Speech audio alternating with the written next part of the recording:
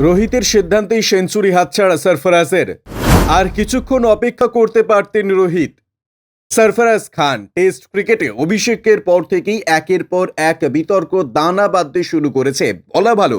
অভিষেকের আগে থেকেই শুরু হয়ে গিয়েছে বিতর্কের সূত্রপাত। ঘরোয়া ক্রিকেটে একের পর এক দুর্দান্ত পারফরমেন্স করলেও সরফরাজ কিছুতেই ভারতীয় ক্রিকেট দলের দরজা খুলতে পারছিলেন না। এই ঘটনায় তিনি হতাশা চেপে রাখতে পারেননি এবং প্রকাশ্যে নিজের ক্ষোভ উপড়ে দিয়েছিলেন।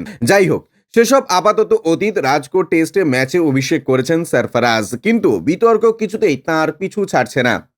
রাজকোট টেস্টের প্রথম ইনিংসে তো রবীন্দ্র জাদেজার একটা ভুল সিদ্ধান্তের কারণে রান আউট হয়ে ফিরে যেতে হয়েছিল সরফরাজকে। এই ইনিংসে তিনি 62 রান করে প্যাভিলিয়নে ফিরে যান। মার্ক উড তাকে রান আউট করেন। এই পরিস্থিতিতে অনেকেই মনে করছিলেন রবীন্দ্র জাদেজা সরফরাজকে ভুল কল না দিলে অভিষেক টেস্ট ইনিংসেই 100 রান করতে পারতেন টিম ইন্ডিয়ার 26 বছর বয়সী এই মিডল অর্ডার ব্যাটার। এরপর দ্বিতীয় ইনিংসে ব্যাট করতে নামেন তিনি। যশস্বী জয়সওয়ালের দ্বি-শত রানের জন্য সরফরাজকে কিছুটা হলেও রক্ষণাত্মক মেজাজে ব্যাটিং করতে শুরু হয়।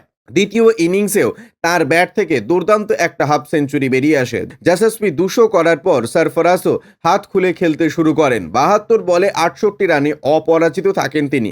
সরফরাজ এই ইনিংসে 6টা বাউন্ডারি এবং 3টে ওভার বাউন্ডারি রয়েছে। তখনও হাতে প্রায় 1.5 দিন সময় বাকি ছিল।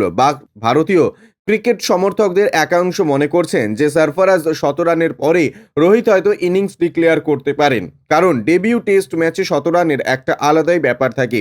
কিন্তু এই মাইল ফলকের থেকে মাত্র 32 রান দূরে ছিল মুম্বাইয়ের এই তরুণ ব্যাটার। ইতিমধ্যে রোহিত শর্মা ইনিংস ডিক্লেয়ার করে দেন। এই সিদ্ধান্তের পরেই প্রশ্ন উঠতে শুরু করছে যে রোহিত চাইলে কি সরফরাজের সেঞ্চুরি পর্যন্ত অপেক্ষা করতে পারতেন না। এই ব্যাপারে এখনো পর্যন্ত অবশ্য কিচ্ছু জানা যায়নি। Bureau report, UJ news.